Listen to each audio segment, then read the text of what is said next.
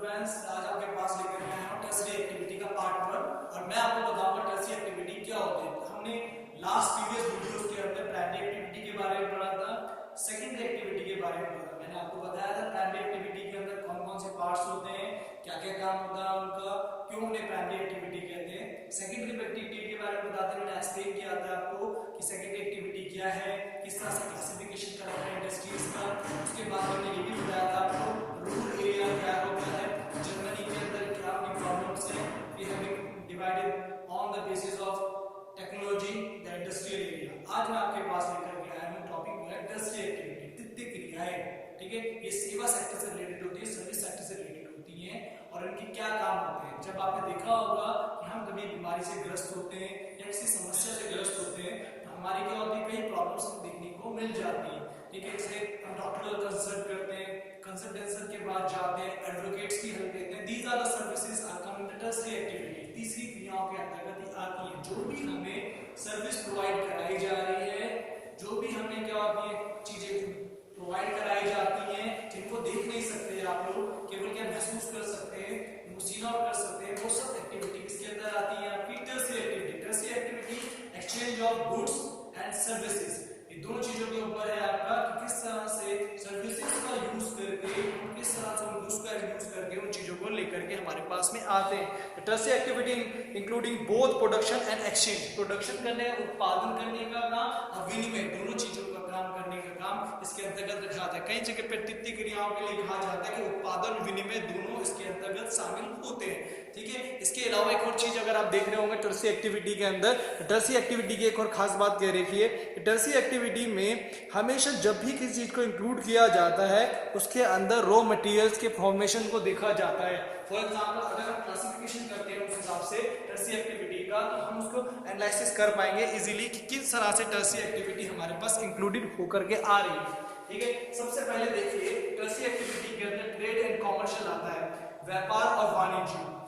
ठीक है, trade and commerce, जो ट्रेड है वो भी एक प्रकार का क्या है, सेवा सेक्टर के अंदर आता है। व्यापार से कहा जाता है, कॉमर्शियल क्या होता है आपका, जो वाणिज्य, कमर्शियलाइजेशन जो भी दिया हुआ है, वाणिज्य संबंधित चीजें भी इसके अंतर्गत आती है। अगर हम इसे देखने की कोशिश करते हैं तो they have divided into two parts, एक है होलसेलर, एक रिटेलर्स।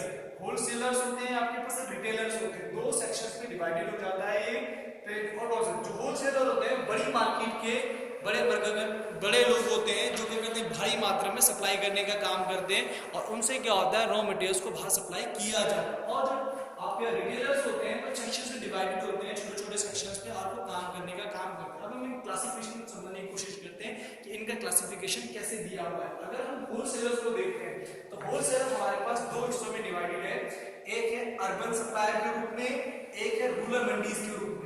ठीक है, अर्बन सप्लायर जो नगर के अंदर भारी मात्रा में सामान को देने का काम कर रहे होते हैं, जो नगर की आपूर्ति, जो नगर के अंदर सप्लाई करने का काम करते हैं, उनको इसके अंतर्गत रखा जाता है। होलसेल बड़े बड़े बिजनेसमैन होते हैं जो डायरेक्टली क्या करते हैं, इंडस्ट्री से मटेरियल को उठाते हैं, अपने पास स्टोर करते हैं, देन दे कैन सप्लाई। और ऐसे ही रूरल मंडीज के लोग होते हैं जो क्या करते हैं, भारी मात्रा में सामान को अपने पास स्टोर करते हैं और फिर उसको सप्लाई करने का काम करते हैं। उनके स्टोरेज होते हैं, अपने कोल्ड स्टोरेज होते हैं, वहाँ मटेरियल्स को रखते हैं। मैन्युफैक्चरिंग इंडस्ट्री से आने वाला सामान और प्राइमरी एक्टिविटी एग्रीकल्चर से आने वाला सामान, दोनों को स्टोर करके दे गेट सप्लाई, वो उनका काम होता है। जैसे आपने बड़े बड़े सब्जी मंडीज देखी होंगी तो क्या ऐसे प्रकार की सेंटर होते हैं जहाँ व्यापार को करने के लिए किया जाता है, but in the part of retailers. ठीक है, जो रिटेलर्स होते हैं हमारे पास में, जिनका रिटेल ट्रेड्स का काम होता है, ये थोड़ा डिफरेंशिएट हो जाते हैं। ये क्या होते हैं, फुटकर व्यापारी होता है, जो छोटे छोटे हिस्सों में डिवाइडेड होकर के मिलने को मिलता है। ठीक है, फुटकर व्यापारी जो हमारे पास होता है, ये होलसेलर से सामान को परचेज कर लेता है, टेकिंग द सप्लाईज। ठीक है, जैसे रूरल एरिया के अंदर आपने देखा होगा पीरियोडिक मार्केट्स लगती हैं, साप्ताहिक बाजार लगते हैं वहां पे।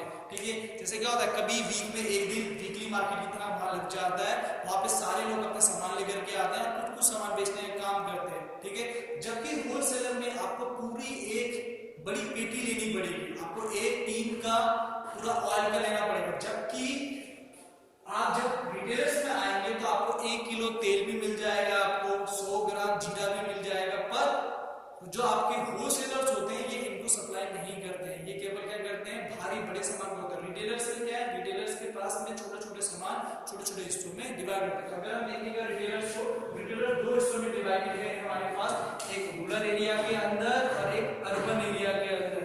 रूरल के अंदर जो उनको सप्लाई होती है वो आती है आपकी पीरियडिकल मार्केट के रूप में। वीकली मार्केट से कहा जाता है, ये पीरियडिक मार्केट दोनों कहा जाता है, जैसे साप्ताहिक बाजार कहा जाता है। उसमें क्या होता है, एक दिन ग्रामीण क्षेत्रों के अंतर्गत मार्केट लगाई जाती है, उस दिन वहां सामान को बेचने का काम किया जाता है। ठीक है, रूरल एरिया में। ग्रामीण क्षेत्र के अंतर्गत क्या होता है, सप्ताह में एक दिन बाजार लगता है।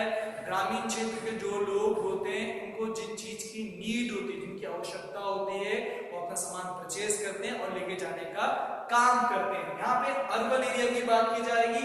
अर्बन एरिया हमारे 4 सेक्शन में डिवाइडेड हो जाता है। अर्बन एरिया हमारे 4 सेक्शन में डिवाइड होता है। यहाँ समझने की जरूरत है, इसको बहुत ध्यान से समझें, क्योंकि कई बार बोर्ड एग्जाम से पूछे आता है आपसे अर्बन एरिया के जो क्लासिफिकेशन है, ठीक है, रिटेलर्स का जो क्लासिफिकेशन है उनके बारे में क्वेश्चन पूछ लिया। 2018 में क्वेश्चन आया था, चेन स्टोरेज के बारे में पूछा गया था। पता होना चाहिए क्या होता है चेन स्टोरेज, क्या काम होते हैं, उसके समझने की कोशिश करते हैं। सबसे पहले समझते हैं अर्बन को। इसमें चेन स्टोरेज बोला हुआ है, ठीक है, श्रृंखला भंडारण, ये शब्द यूज किया हुआ हिंदी में श्रृंखला भंडारण, इंग्लिश में जो वर्ड यूज किया हुआ चेन स्टोरेज कहते हैं। चेन स्टोरेज का एक सिस्टम होता है, उसके थ्रू इसमें काम किया जाता है।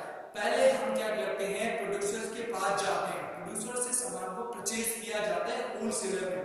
होलसेलर उस सामान को खरीद करके लेकर के आता है, अपने पास स्टोर करता है। देन रिटेलर्स उसके पास जाके, रिटेलर डायरेक्ट जाकर के उससे सामान परचेज करते हैं, तब वो मार्केट के अंदर लेकर के आते हैं उसको।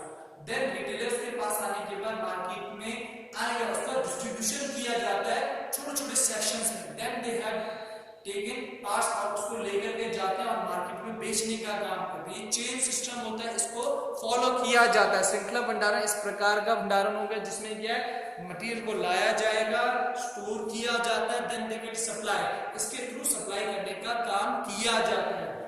उसके बाद मेल ऑर्डर्स, मेल ऑर्डर्स आपने देखा होगा, जब आप इंटरनेट शॉपिंग करने का काम करते हैं उसको मेल ऑर्डर कहा जाता है। ठीक है, जिसमें क्या होता है, हम लोग मेल्स के थ्रू, इंटरनेट के थ्रू क्या करते हैं, डाक सेवा के थ्रू काम करने की कोशिश करते हैं। ये 2 पार्ट्स में किया, एक टेलीफोनिक और एक इंटरनेट। अपने बड़े बड़े मॉल्स में क्या करते हैं, सामान परचेज करने के लिए हम फोन करते हैं, उनको बता देते हैं, मटेरियल नोट करा देते हैं, वो सामान लेकर के आते हैं, हमारे घर पे छोड़ के चले जाता है। रिटेलर्स बड़े बड़े मॉल्स के अंदर क्या होता है, आप सामान लेकर के जाते दे देते हैं और वो क्या करता है, आपके घर में डिलीवरी करने का काम करता है। चाहे वो इंटरनेट की हेल्प से कर रहा हो, चाहे वो टेलीफोन की हेल्प से कर रहा हो, आपने सामान बताया लेके आया। ये अर्बन एरिया का फैसिलिटीज है।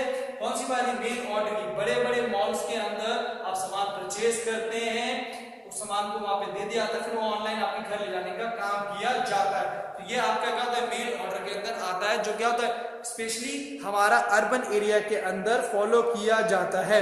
उसके बाद दिया हुआ कन्वेंशन शॉपिंग सेंटर्स, ठीक है, ये सुलभ बाजार केंद्र होते हैं, कन्वेंशन शॉपिंग सेंटर्स। इनमें क्या होता है, कुछ सेंटर्स डेवलप किए जाते हैं अर्बन एरिया के अंदर, जहां पे सामान रखा जाता है भारी मात्रा में, ठीक है, और आप जाकर के वहां से सामान परचेज करते हैं। वहां सब प्रकार की चीजें, डिफरेंट टाइप ऑफ आइटम्स मिलते हैं। जैसे मॉल शब्द का यूज करें, उसी तरह के ये भी होते हैं जिनके अंदर सारा सामान दिया रहता है। आप जाते हैं मार्केट के अंदर, सामान को परचेज करते हैं, ठीक है, वहीं पे आपको साबुन भी मिल रहा है, सब्जी मिल रही है, आटे भी मिल रहे हैं, कपड़ा भी मिल रहा है, सब अवेलेबल है उस मॉल के अंदर, सारी चीजें अवेलेबल है।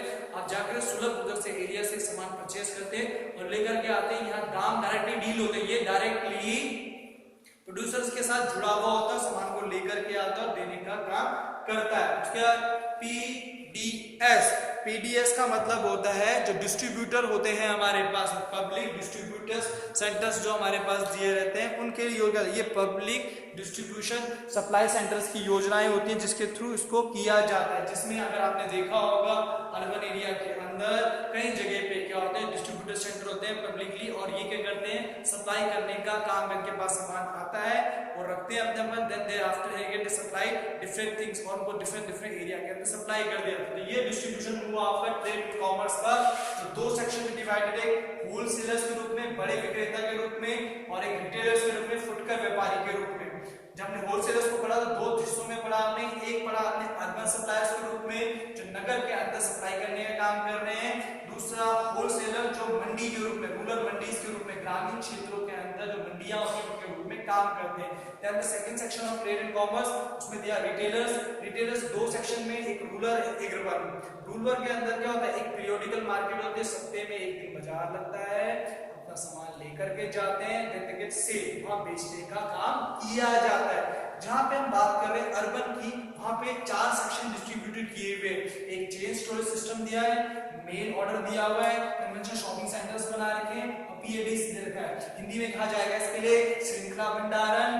ऑर्डर दिया था मेल के ऊपर, डाक सेवक से कहा जाता है, कन्वेंशनल सुबह बाजार सुविधा होती है, पीडीसी होते हैं लोग वितरण योजना, इसके थ्रू काम किए जाते हैं। अगर हम श्रृंखला भंडारण को समझने की कोशिश करते हैं, इसमें क्या सिस्टम को डिस्ट्रीब्यूटेड किया जाता है और सप्लायर से लेकर के डिस्ट्रीब्यूटर तक सामान को एक सिस्टम में लाया जाता है, डायरेक्टली सामान नहीं पहुंचता। जबकि मेल में क्या होता है, directly connect with the producer, हम जो हमारा उत्पादक है उसके पास जाकर के चीजों को लेते हैं, देन दे गेट सप्लाई, उसको टेलीफोन की हेल्प से या मेल के हेल्प से हमने ऑर्डर किया, देन वो हमारे घर पे छोड़ने का काम करता है। कन्वेंशनल शॉपिंग सेंटर्स बड़े मॉल के रूप में होते हैं, इसमें काफी ज्यादा बड़ा सामान रखा जाता है, आपको डिफरेंट तरह के आइटम्स मिलेंगे, आप जाएं ऑनलाइन चीजों को चेक करें, लेकर के आए सामान को डिस्ट्रीब्यूट। पीडीसी जो लोक से योजना सिस्टम बनाया हुआ है सप्लाई के थ्रू, भारी मात्रा में सप्लाई किए जाते हैं आइटम्स को। तो ये हमारे पास सिस्टम दिया हुआ है ट्रेड और कॉमर्स का, व्यापार और वाणिज्य का सिस्टम दिया। अब हमारे पास दूसरा जो सेक्शन आता है वो ट्रांसपोर्ट, कौन सा,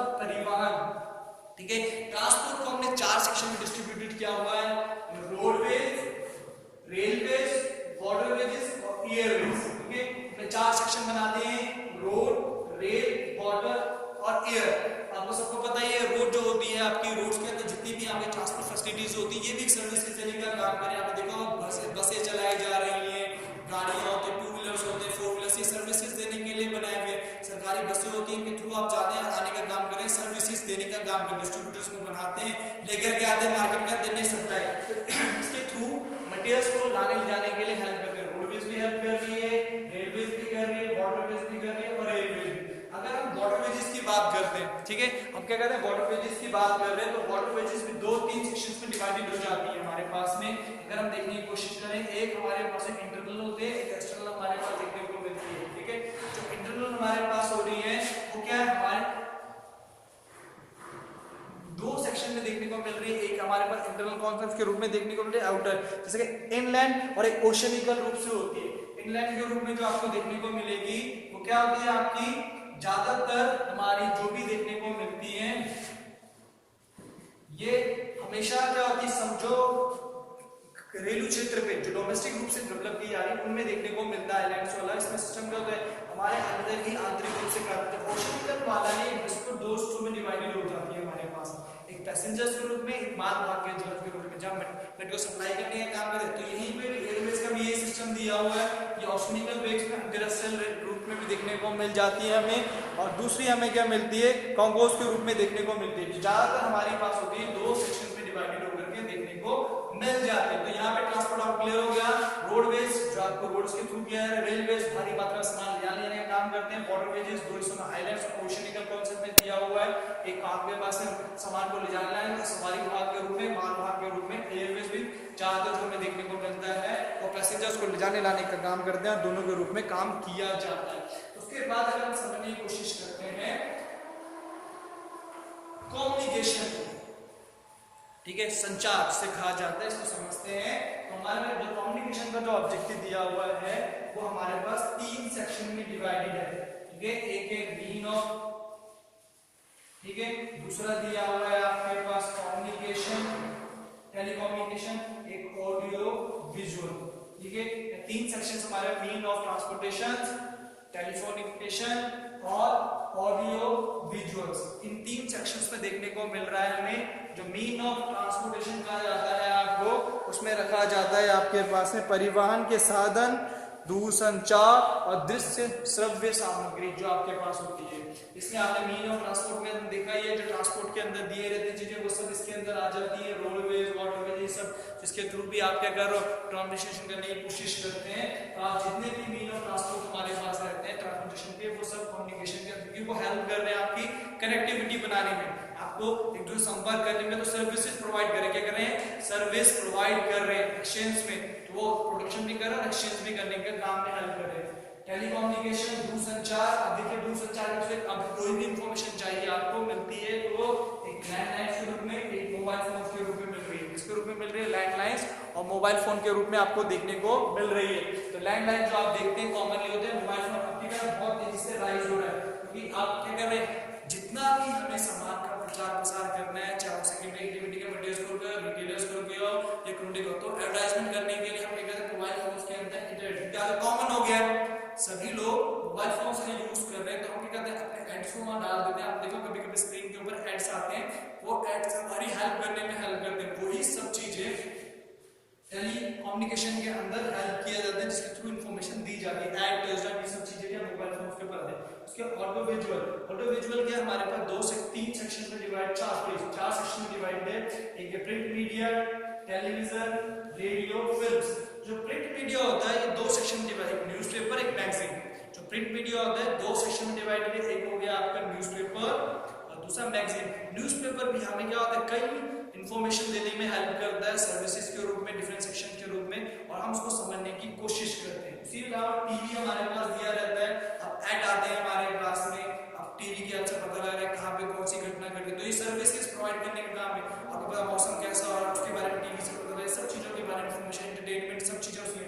वैसे रेडियो जो पहले चलते थे सिस्टम, उसमें क्या होता है, मैक्सिमम नंबर ऑफ रेडियो जो फिशरमैन होते हैं वो आज भी यूज कर रहे हैं, क्योंकि उसके अंदर रेडियो ट्रांसमिशन की हेल्प से उनको इंफॉर्मेशन दी जाती है, क्योंकि वहां पे क्या होता है, कम्युनिकेट किया जाता है इजीली। तो अब रेडियो फैसिलिटी ज्यादातर जो फिशरमैन होते हैं वो ज्यादातर यूज करते हैं, उसके थ्रू उनको बताया जाता है मौसम कैसा रहने वाला है, क्या क्लाइमेटिक सिचुएशन, जो मछली पकड़ने जाते हैं वो सब इंफॉर्मेशन को ध्यान से सुनते रहते हैं। उसके बाद फिल्म भी हमारी एंटरटेनमेंट के रूप में, कई बार एड्स के थ्रू, कई इंफॉर्मेशन के थ्रू, कई जागरूकता थ्रू हम क्या करें, मैसेज पहुंचाने की कोशिश करते हैं कॉमन लोगों तक। तो ये इंपॉर्टेंट चीजें दी रहती है, ये हमारे पास कम्युनिकेशन में हेल्प करता है। ये सब सेक्शंस के थ्रू को दिया हुआ है, जिसमें आपको मीन और ट्रांसपोर्टेशन पता है, टेलीकम्युनिकेशन बताया मैंने, फिर मैंने समझाया आपको कौन कौन सेक्शंस हैं, जैसे टेलीकम्युनिकेशन के लैंडलाइन बताया मैंने, मोबाइल फोन बताया, वैसे ऑडियो विजुअल के अंदर मैंने प्रिंट मीडिया, टीवी, रेडियो और फिल्म्स के बारे में बताया। ठीक है, तो आप समझ चुके होंगे कि किस तरह से इस सेक्शन के बारे में एक्सप्लेनेशन किया हुआ है मैंने। तो सर्विसेज आपके पास में फुल चैप्टर दिया हुआ है, ठीक है, समझने की कोशिश करते हैं। अभी तक मैंने आपको बताया ट्रेड एंड कॉमर्स के बारे में, ट्रांसपोर्ट, कम्युनिकेशन बता दिया मैंने आपको, और एक है सेवाएं, सर्विसेज। ये मोस्ट इंपॉर्टेंट इसलिए भी होता है क्योंकि सर्विसेज एक पार्ट है हमारा ट्रस्ट की एक्टिविटी का, और ये जो डिवाइडेड है हमारे 1 2 3 4 सेक्शन में डिवाइडेड है। एक है फाइनेंशियल बैंकिंग हो गया आपके पास, इंश्योरेंस हो गया आपके पास, रिटेल, रियल एस्टेट हो गया, पर्सनल एंड प्रोफेशनल सर्विसेज के रूप में। अगर बैंक ऑफ फाइनेंस के रूप में देखते हैं तो बैंक सर्विस सेक्टर्स के हमारे पास बड़ा सेक्टर दिया हुआ है, जिसमें ज्यादातर इंपॉर्टेंट हमारे सेक्शन दिए हुए हैं। बैंक्स में क्या करते हैं, स्पेशल टाइप की फैसिलिटीज या सर्विसेज देने का हेल्प करते हैं, क्योंकि ये फाइनेंस का काम जितना भी होता है सब बैंक के थ्रू होता है। प्राइमरी एक्टिविटी और सेकेंडरी एक्टिविटी को जो सर्विसेज प्रोवाइड कराई जाती है, जो भी पैसे की सपोर्ट होती है वो बैंक्स के थ्रू होती है।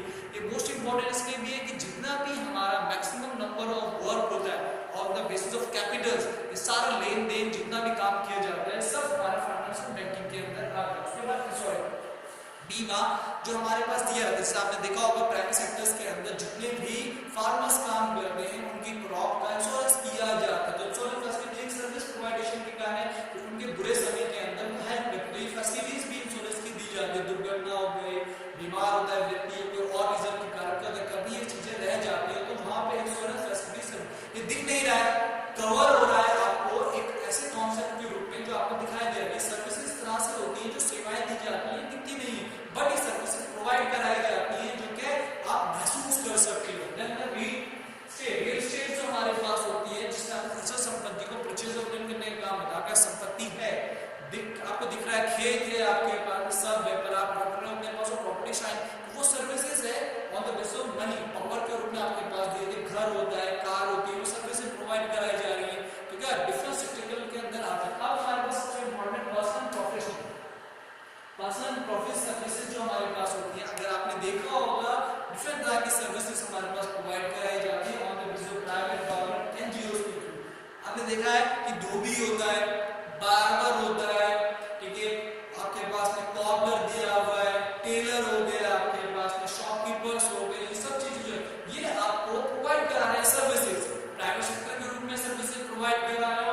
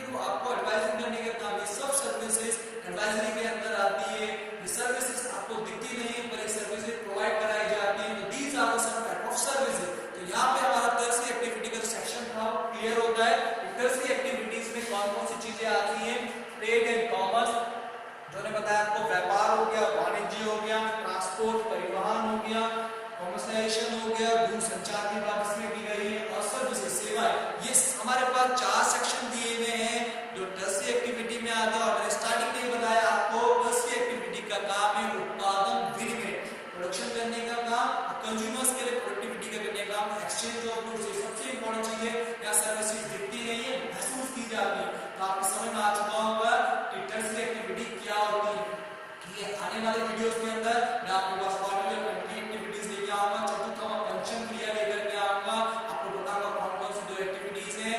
आप कोई भी डाउट होता है कमेंट सेक्शन में जाइए, उसको कमेंट कीजिए, मुझे कोई चीज आपको नहीं आती मेरे पर्सनल नंबर व्हाट्सएप कीजिए। साथ ही साथ प्रीवियस वीडियोस को भी ध्यान से देखिए, तभी आप एक्टिविटीज को समझ पाएंगे।